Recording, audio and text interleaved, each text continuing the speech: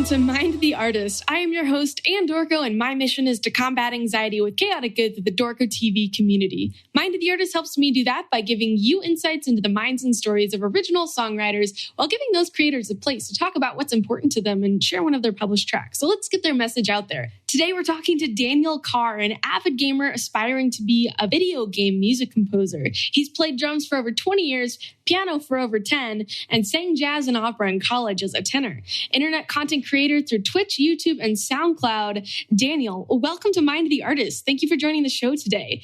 I'd like to start out with a quick mini interview just to loosen ourselves up and kick everything off with some fun facts about yourself. Are you ready? I am. What is your favorite nickname for yourself? Honestly, I don't know. No, people don't really give me nicknames, surprisingly enough. What's the last song you listened to that wasn't your own song? That would be Circus by Dirty Loops. It's amazing. It's a cover of Britney Spears' song Circus, but it's like in a rock fusion type setting. It is amazing. Highly recommend. That sounds awesome. What is your favorite color? It would be like a blue, like maybe a little bit lighter of a blue. And are you a tea, coffee, or some other kind of comfort beverage drinker? I'm currently drinking coffee, so I will go with coffee. And then would you consider yourself a morning or a night person? Night. No ifs, ands, or buts. Definitely a night. Definitely night. And if you could do a music collaboration with anyone, who would it be? What's your dream music collaboration? It would either be some type of video game music composer like Yumatsu, or I always had the dream of working with some of the composers and stuff that did the little skit songs and stuff for Phineas and Ferb. I love that show. What is something that you're really proud of yourself for? I would say more on like the personal level. I think just not giving up on a lot of stuff when it comes to both musically and just pretty much anything that I'm doing creatively. I find that it's very easy to kind of dismiss a lot of that. And I think by continuing this being a creative outlet now for over 20 years, I think it's done me a lot of good just in my head. Keeping me, let's just say, sane, I guess. Yeah, art, any kind of creative outlet, I think is really good for that. So that's awesome. And I think that is definitely something to be proud of. Who is your biggest motivator or personal influence? My wife really pushes me to just kind of, ever since I met her, I've always been driven to be a better person because of her. And, I feel like if I'm not doing the best things that I can for my family, to a fault sometimes, but I feel as though I am, kind of failing in my one role, my one major role in this life, which is to, I really just feel like I need to bring happiness and stuff like that to others. And, I should start with those most immediate around me. That's a pretty solid place to be. Thanks. Okay, so, and just to give listeners a little bit of an insight to the kind of music you write, how would you describe, you don't need to point yourself into a specific genre, but how would you describe the kind of music that you enjoy writing most and the stuff that you publish? For the most part, I grew up wanting to be a video game music composer. It was kind of a dream for me. I went to college for music theory and composition. And the entire time, that's what I wanted to do with it. So as I wrote music, it always sounds like, hey, that could be in a video game. On the instrumental side, no vocals really, trying to evoke whatever the scene is in the game. If in the game, something humorous is happening, I'm going to write something a little bit more upbeat. If something more solemn is happening in the game, I try to cater it to that. But in a lot of cases, for like a game that I'm personally developing, I write the music before the game. Right. So I will make a tune and then be like, okay, that sounds like it should be, like hypothetically a water dungeon or a mountain pass or a forest or something. And then I'll go ahead and I'll develop that aspect of the game. Wow, that's really cool. That's kind of an interesting process to almost tell your story first musically and then move into the actual story development. You can feel so many emotions and you can picture so many different things with music. How long ago did you first get into writing music, and what really set you down that path? Or has this just been something that's always been with you since as long as you can remember? Many musicians have that, that story from their mom about them beating on pots and pans and stuff. But probably about 26, 27 years ago, in my middle school, that's when they kind of selected, what kids were going to be in band, the most basic musical acuity test. Really kind of ever since then, I was interested in music just as, let's just say, something to do. And really probably 20 to 23 years ago, I got my first keyboard. So I was able to start writing and stuff at that point. It wasn't until I got into college that I kind of found my own way, I guess, my own sound. Are there any specific games or music or composers out there right now that are currently inspiring what you're writing? Right now, a lot of like indie game developers. I'm the kind of guy that I'll be walking through the grocery store listening to, Undertale or something like that. Really, I tend to gravitate more towards the indie developers. But I would say, you still have your greats like Koji Kondo and Nobuo Uematsu. They are always going to be highly touted and, for rightfully so. That's really cool that you've got these people that are helping inspire your work, which is probably in turn going to inspire somebody else's work. So it's the big circle of creativity. Yeah, that's the goal. How much of a role does music play in your content creation, like overall? It doesn't really play a huge portion in it, but it's still something that I do, even if it's offline. I need that me time, and that me time is usually filled with creativity. That brings us on to Spelunking, which is a really cool ambient track. What inspired the track Spelunking? It's kind of funny. The inspiration a lot of times for different tracks, whether they be, kind of the emotional state that I'm currently in, whether I'm thinking about something or whatever, is I would say probably 95% of the time when I write music, that's what inspires it. This falls into the other 5% where I am just sitting there, I'm at my computer and I'm like, I feel like I need to be creative. With Spelunking, the track I wrote before it was called Tragedy. And that one had a much more emotional tie to like personal stuff. Mm-hmm. And honestly, I wanted a little bit of a departure from that. So that's why Spelunking is that happy, adventurous and stuff like that. Because it's almost like a restarting, I don't know necessarily how to say it, like rebooting yourself into like moving forward. And I think that's a little bit of what that piece really kind of invoked. I'd say probably over 90% if that, of the music that I write always has some type of driving beat. As you first got into music, being a percussionist, being a drummer, and it's just something that's always stuck with me. So most of the music that I write has some type of, kind of 4 on the floor, and you're just, kind of mm-hmm. going with it. So that it just kind of evolved from there. One thing that I really took as a kind of a little rule as well. I was reading a book about the Beatles. And it was something that I believe it was John Lennon said to George Harrison was, if you're going to when you write music, write the entire piece at that time, because you never know what kind of mindset you're going to be in at a later time. So don't come back to it. That's so true. So true. Exactly. Because you're like, you come back to it and you're like, what was I thinking? What is this? And so I made it a point that I'm going to sit here until this track is done. So that was at like 10 p.m. Next thing I know, it's 4:30 in the morning. Oh wow! And I'm like, okay, I think I got it. So we're gonna roll with this. So what are 3 words that you would use to describe the mood for what Spelunking became once you had written it? Evoking moods seems to be kind of your specialty, and I think that's really a very interesting skill to be able to say, this is a mood I want to evoke, and then actually evoke that mood and do it on purpose and do it with like craft, and even be able to do it multiple times for different scenarios that are maybe slightly different moods. I think that's such an interesting talent. So what 3 words do you think Spelunking holds as a mood? I would say, for me, a lot of it is, so like, I don't know if happy, adventurous could be a thing. Sure. Because to me, after I wrote it and kind of listening back to it and stuff, it's I write a lot of the music with the mind that, the player or whatever may end up listening to this for an extended period of time. Mm-hmm. And so I need it to be, catchy of sorts. So if catchy can be one of the words, I'm going to throw that in there because I probably won't be able to come up with 3. But, it's okay.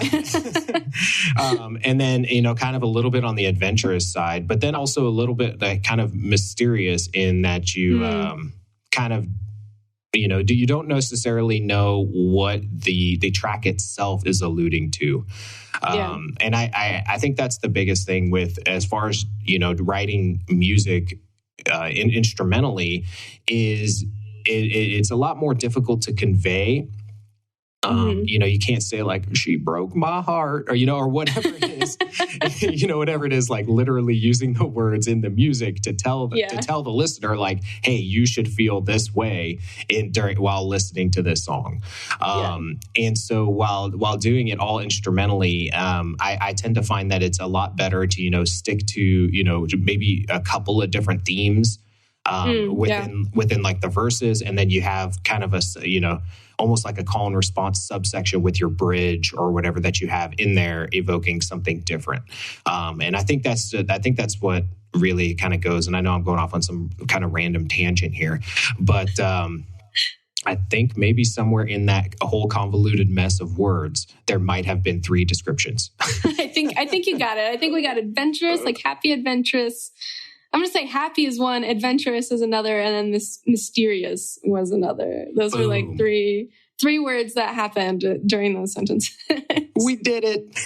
Yes, nailed it.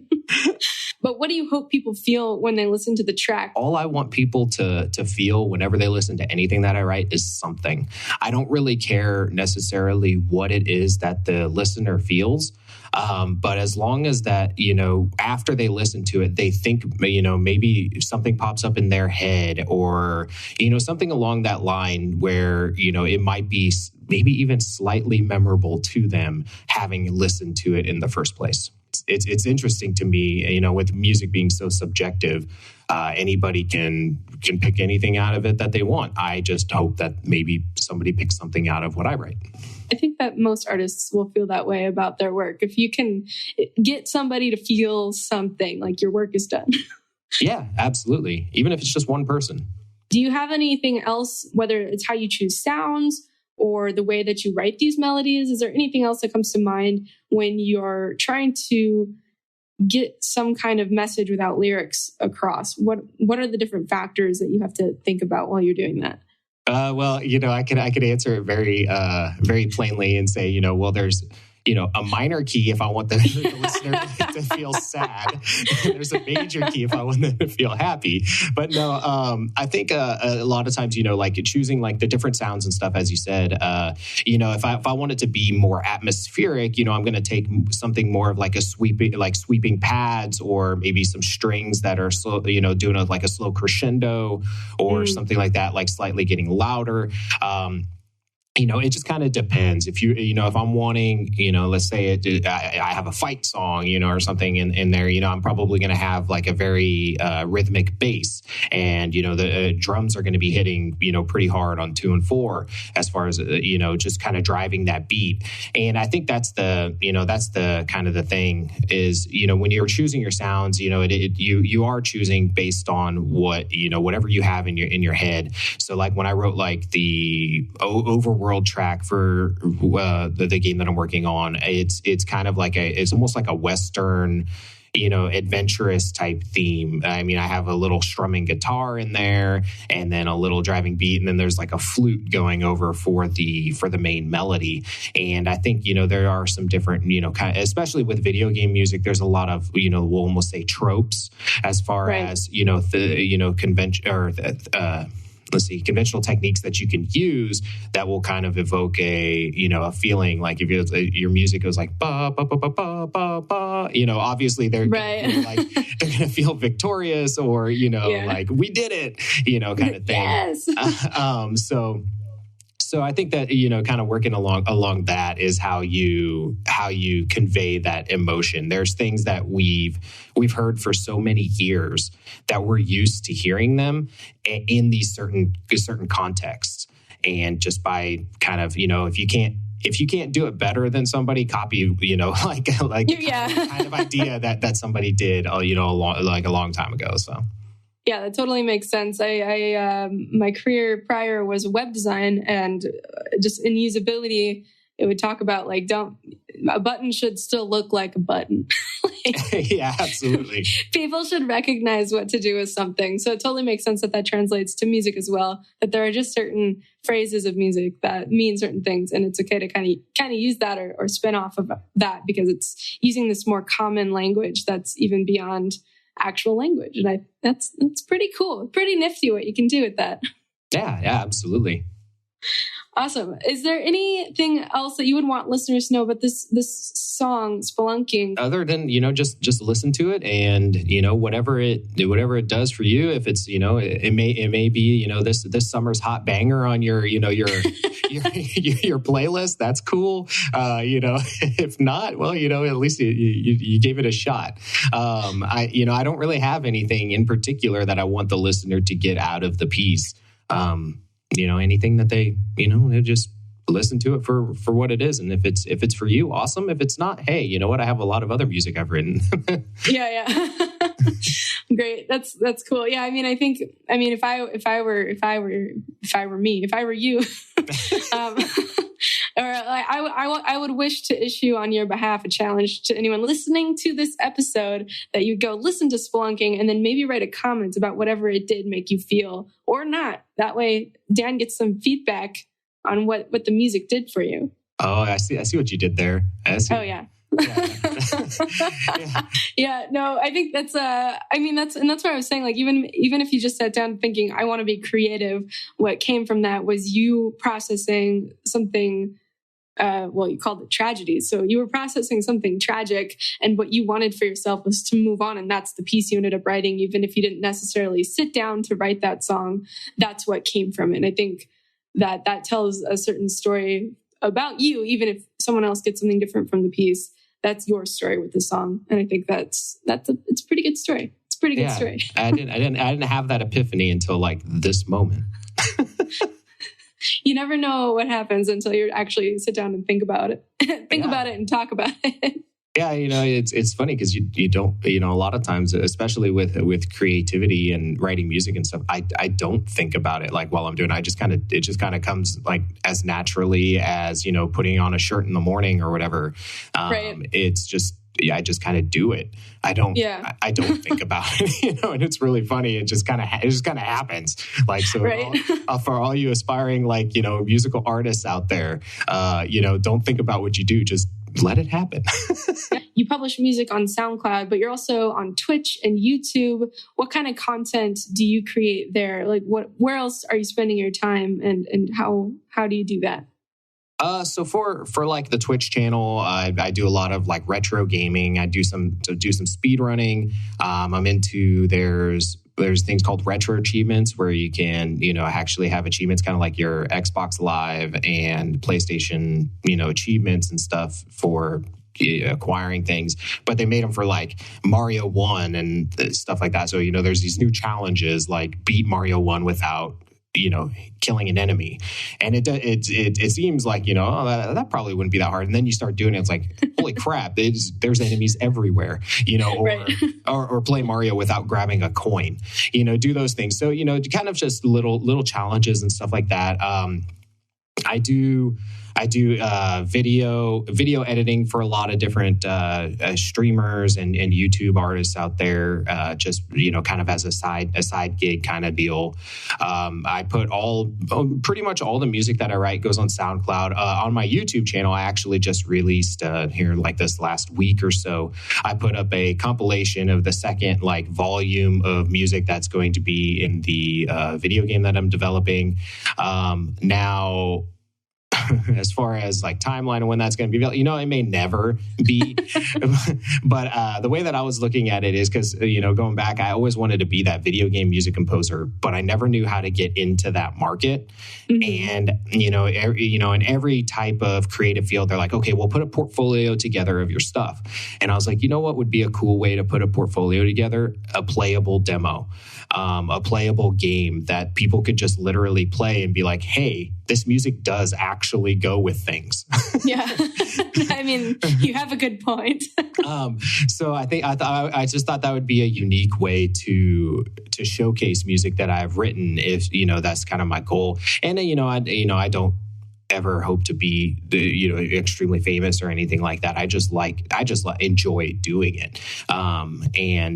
For me, that's what it's all about, is just having that creative outlet and being able to do that. But pretty much, as far as the, to further answer the question or whatever, on the other platforms, it's mostly gaming related and stuff. I'm a huge gaming nerd. There's a reason why I want to be a video game music composer, as opposed to, hey, you know what? I want to score the next Jurassic Park, or, I want to write the next Katy Perry song, whatever. Right. This is where I choose to put my musical endeavors. So I think that's great. And I kind of feel like I've already collected what the answer might be, but in your dream future, what are you spending 90% of your time doing as a career? Besides like drinking mimosas and just having a good, honestly, anything especially as it relates to, video gaming and music. One of the best things that happened to me actually happened a year and a half ago now. I lost my job of 10 years. Wow. And when that happened, obviously there was a lot of processing and stuff like that happened with that. But what it gave me the opportunity to do is be a better dad and husband than I'd had ever been prior to that. So anything that I can do that allows me to do that and help sustain, both obviously financially, but then as well as, just like allows me to still be creative. After I got out of that job, I didn't know who I was anymore. I literally had no idea. I hadn't felt like me for years. Wow. Both mentally and physical health had deteriorated to the point that, God forbid, if I would have stayed there, I had money, but I would have probably had to use it at the hospital because it was not going in the right direction. So I think that's it's kind of one of those like blessings in disguise. Yeah, literally the words I was about to say next. So I think that's, going into the future, anything that allows me to continue to be the best person I can be for my family and try to be a role model for my children. I have 2 kids. Mm-hmm. Anything I can do that allows me to do that and still be creative and have fun doing what I do. I know that's like everybody's dream in the world, but I think it's great though. but that's what I want in my future. I think that's really balanced and healthy and very, I really wish I had better descriptive words for what I think that it is. I just think it's awesome. I'm really stuck on awesome and amazing today. I was going to say, well, I appreciate that my potentially imaginary future is awesome. No, I'm just playing. No, I mean, really, it's a lot of people do. They get, they want to go be really big, and it's more about this like idea of fame and fortune instead of what's actually going to make you happy. And so I think it's really good that you've got your sights on the realistic happiness of it rather than some, arbitrary goal of I need this many fans or something, Oh yeah, for sure. And I mean, I can attest, like the job that I was working at, before, I was making practically 6-figure income and all of this, and it was, it was great. I had money, woohoo! But yeah. As it destroyed me as a person, and it was, It's not worth the money. It's not. I would much rather be happy than rich. Yeah, it's yeah. I'm glad that it was that experience for you instead of being a devastating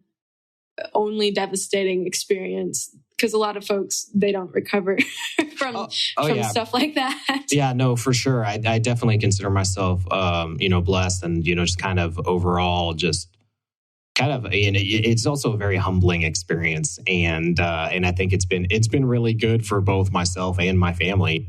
I mean, it seems like you're on a pretty good track. My last question was just to ask what your game plan is to get there and make sure that that's what you're able to do. And it seems like you're already kind of on that track and well on your way to doing it. Is there anything that you see coming up as a big challenge that you're going to need to deal with in pursuing these continued self-employed content creator directions, or are you feeling pretty confident? What's the future looking like for you? I think, looking in the future, obviously, the scary aspect of the future and being, kind of the self-employed content creation and stuff is there is this little thing, sadly, called money that you have to use to do things like feed your kids. I mean, besides that, I think that's the biggest hurdle to overcome. After that, it's literally everything is good. There's nothing that is really standing in the way, and I don't really want much more than that. All I want is the ability to provide for my family, and that's it. I don't want to, because I also don't want to give my kids, I don't want to give my kids anything because I don't want them growing up to be spoiled brats. Like, like I want them to have, what they need and learn how to earn what they want. I think that's the big, if I could put a phrase of what parenthood is to me, it is probably that for my children. It is, to give them what they need and teach them how to earn what they want. I think that's really, I wish I could come up with other phrases instead of great and amazing and awesome today. That's great though. And it's pretty amazing. And, it's pretty awesome. No, I mean, I totally get it. I'm all over the place. It's fantastic. Yeah. Ooh. A new word. Is there any last thoughts you'd like to get out there, or are you feeling pretty good about what we've covered so far? Any last parting words for this interview today? No, other than, thank you so much for the opportunity to talk with you here today. Anybody who might end up be listening to, definitely check out the rest of the podcast series that you're building here. I think it's amazing. I think it's awesome that you're, this route that you're going. I think that it's going to be very inspirational to people down the road.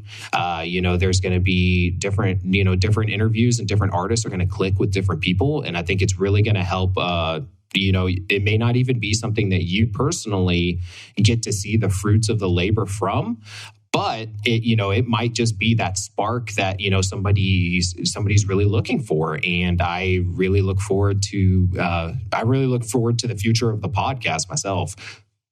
Well, thank you very much, because that's really all I'm here to try to do. My personal mission in life is just to help people get where in a space that makes them happy and feel fulfilled. And to me, creativity and art is such an amazing way to express yourself and find yourself and get to know yourself, and anything that helps other artists get there and helps other people who maybe they don't consider themselves artists, but they kind of vicariously get to enjoy what artists are creating. Anything I can do to further that is what I'm all about. So thank you very much. I'm also very excited and hopeful for the future of the podcast. I know you're like, what? Wait, what? He's promoting me on what?